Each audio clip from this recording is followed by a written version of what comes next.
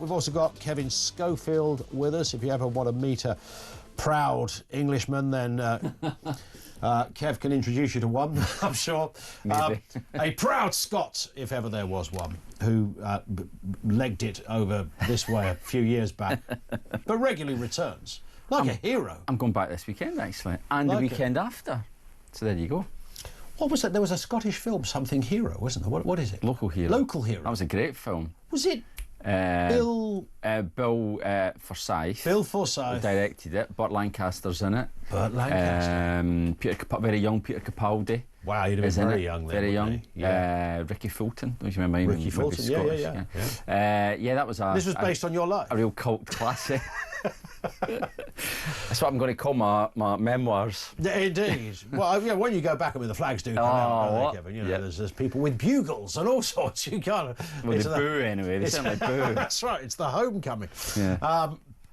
Anyway, it's great to have you with us. Hot-footing it as ever from PMQs. So how was it? Give us your overview then. Did Kemi Badenoch manage to break through, cut through this week? She had a couple of good weeks and then a bit of a wobble last week. Yeah, she wasn't bad. There was no great sort of sucker punch, or she didn't land any knockout blows again. I mean, you get the impression that Keir Starmer sort of is almost disdainful of her, you know, but she doesn't really ever unnerve him in any way. But I mean, her performance was adequate. Her questions were on the winter fuel payment U-turn, which obviously we had that confirmed this morning by Rachel Reeves.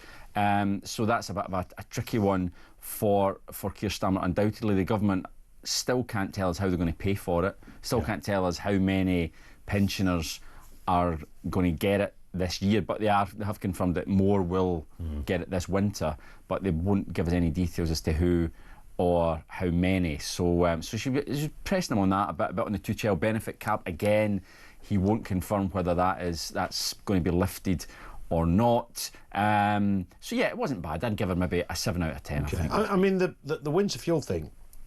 I mean, sometimes things are called U-turns when they're not really U-turns. They're just like, you know, a kind of a modification of a policy, etc. But I mean, this is about as a demonstrable example of a U-turn that you could get. I mean, this will be written about in years to come.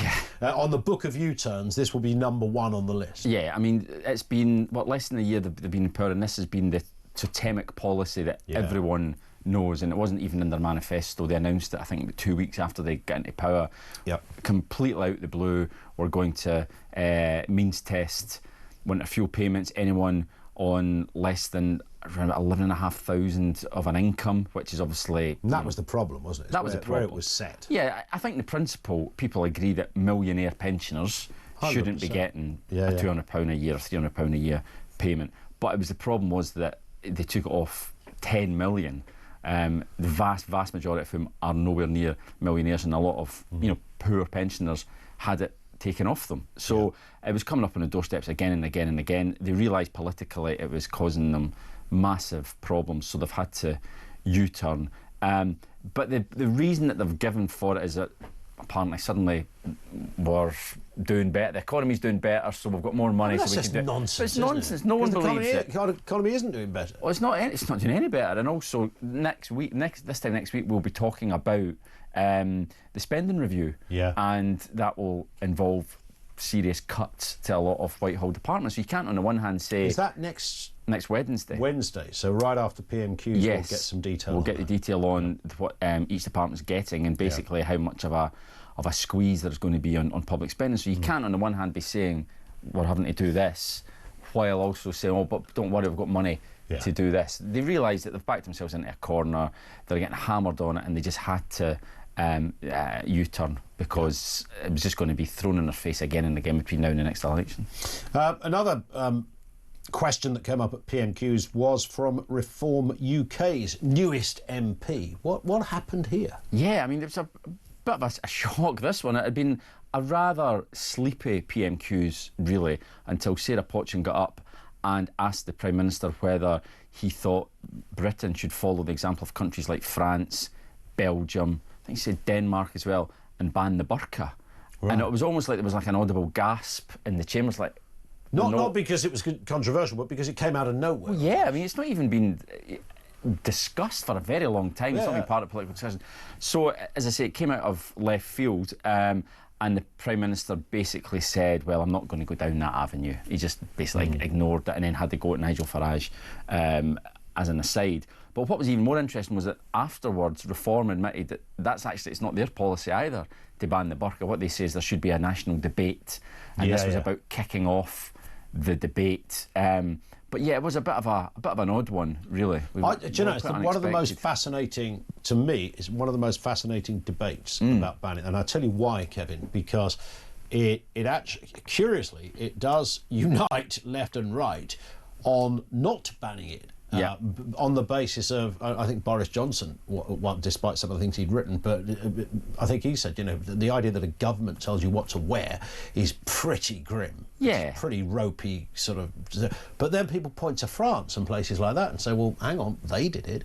I know it wasn't just the burqa, it was other forms of religious expression, or, you know, via clothing or some other accoutrement.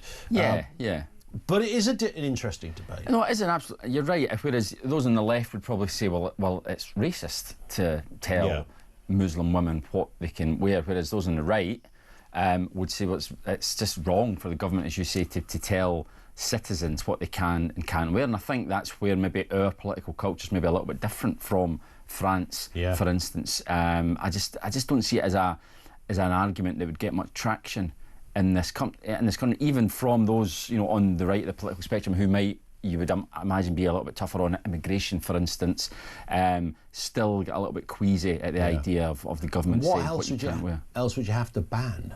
Well, that's the other thing. Like nuns? Ban nuns? Nobody wants to ban a nun, do they? I don't think there's many votes in that. Really. There's not a. I mean, there are some. I had a couple of mates who grew up and went to Catholic schools where there were some not nice nuns. NNN, so they were not nice nuns were. But other than those three, I think that the rest are pretty fine. Yeah. I think we're pretty relaxed in this country about that type of thing. You know, it's like you see someone wearing something. Well, I wouldn't wear it myself, but I would defend your right to wear it. You know, I don't think it's not up to a politician to decide what you can and can't wear. Religious garb is kind of interesting, isn't it? In all respects, not just in terms of what individuals wear, but, you know, if you look into churches and other religious buildings, you look at what people wear. You know, there's a fella standing up there in a frock, and, you know, they were crossing that line before, you know, anybody ever debated it. And before J.K. Rowling had said a word. And no one even thinks it's odd. I went to I may have told you this before, Kevin, but I went to a thing at St Paul's Cathedral a few years ago.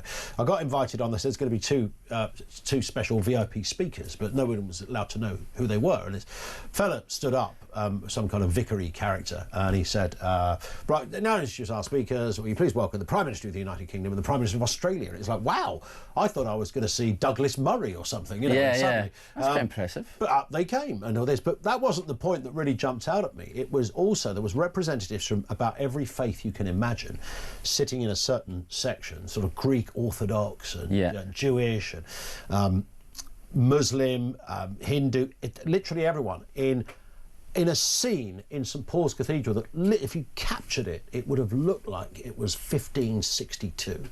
Everybody was dressed in their own kind of representation of their faith, and it was both wow and what's that all about? There's a bit of that, you know. Yeah, it's or when you saw when the Pope was chosen, and you saw all the cardinals obviously all in their gear, or when he became the Pope officially, and there was, you know, big huge international ceremony and lots of different faiths, representing different faiths, all in these different garbs, and the idea that they would be banned from dressing in public is just bizarre. So and would you have to ban the Pope as well? I mean, you can't ban him. I'd be very against that. He's got an official visit, but you can't wear that white stuff, mate. Yeah. Although he's a hero now. Now he's the only Pope we've ever had who starts his sermons with, "How you doing?" which we never had that before. And I think that's something we should embrace, frankly.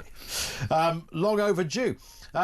So yes, we mentioned Rachel Reeves and confirming the U-turn on winter fuel issues on this one.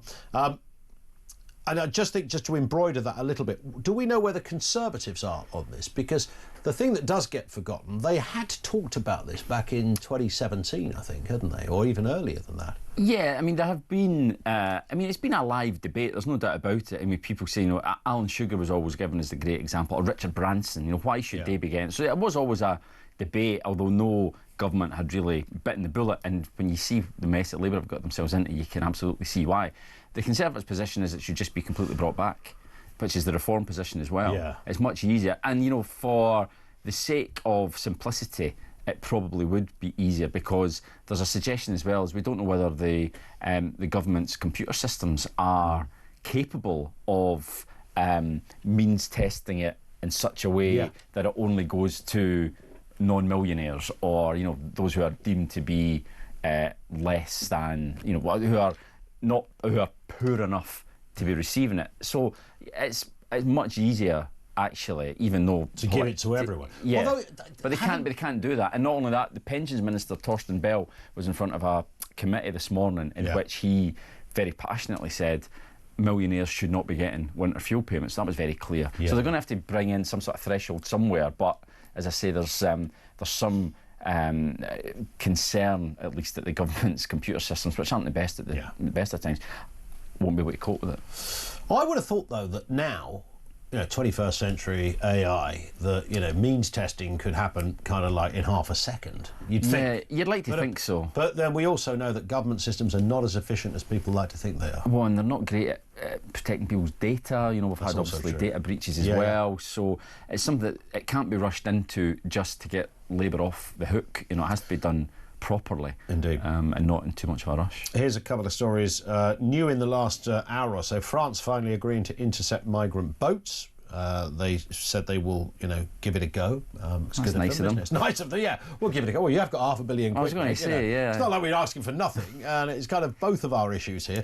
The move follows pressure from Yvette Cooper. This was after the weekend, which saw an extraordinary amount of people in nearly 1,200 people in one day. Despite that £500,000, France has stopped fewer than 40% of boats. Its worst performance since the crossings began. Now, some might say, well, that's not a bad... less than 40%? So what's that, 38% or something? Yeah.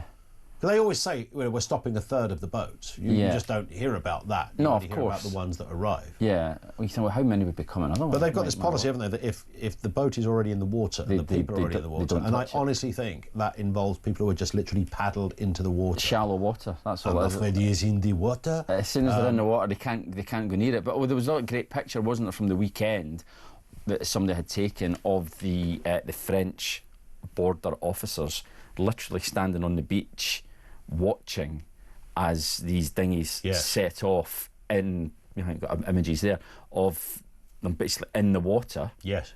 And they couldn't do anything about it because they can only stop there. There's that great, there it's there. Well, they're stopping them. Who came up with that policy? Even by, the standards of another country that clearly doesn't want this problem either. You might think somebody in the meeting would go, is that really the spirit of this law? Not quite. Most of us took that to mean if you were like sort of half a mile out, then that is clearly beyond the point that we could rescue you. Yeah. But if you're paddling, frankly, I mean... Exactly. So some of these lads were going for a snorkel, I think. It didn't even look like they were about to jump on the boat. It was bizarre. I mean, I wasn't even aware that this rule was in place until the weekend when the government hailed it as some sort of breakthrough that the French had agreed to actually go into the shallow water to stop these boats. So, I mean, if that makes a difference, then we'll just have to wait and see. And of course, Emmanuel Macron is due over here July the 8th, I think it is, isn't it? For a quite soon. Visit. Indeed.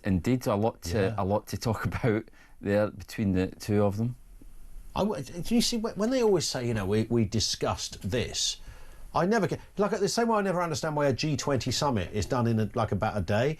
You think a G20 summit would go on for 6 months. You think they've got quite a lot of ground to cover. Every day they'd be at it. You'd be waiting for a sort of papal smoke being released from the chimney to say, yes, we've come to common agreement on this, that and the other. But they all get together down in Cornwall the other year, wasn't it? And they had their powwow, and then sort of half an hour later they had a sandwich and went home again. And then half of them caught COVID, didn't they? I seem to remember it at the same time. We gave world leaders COVID. That's one of the things we've given to the world. Well, Joe Biden was the president at the time. Everyone was worried that we were going to give him COVID and kill him because he was so old. So that's right. I remember that was a genuine concern. I remember that.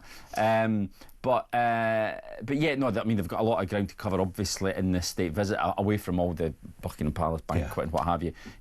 With immigration, will obviously be number one, I would have thought. I would think so. Top of the list. And Boris Johnson, a man of that time, apparently can't win back voters who turn to Farage, according to a poll. Just 15% of Reform UK supporters think Boris Johnson will be a better Prime Minister than Nigel Farage, despite him being seen as the best performing PM. Recent PM, 57% of Reform voters. Farage still beats him head-to-head on popularity. Yeah, I mean, that will maybe give one or two Tory MPs food for thought. You know, there's definitely a few of them still hanker after Boris Johnson. But the one thing, again, that Nigel Farage has always one stick to beat Boris with is immigration. Again, you know, the numbers, net migration, hit nearly 1 million under Boris Johnson. You know, so much for taking back control of our borders. I mean, it went in the opposite direction under Boris Johnson and Nigel Farage. If the circumstances were ever created whereby Boris Johnson became Tory leader again, then Nigel Farage would have an absolute field day with him on that. 100%. Kevin, thank you. Always good to see you. Kevin Schofield with us, political editor at HuffPost UK.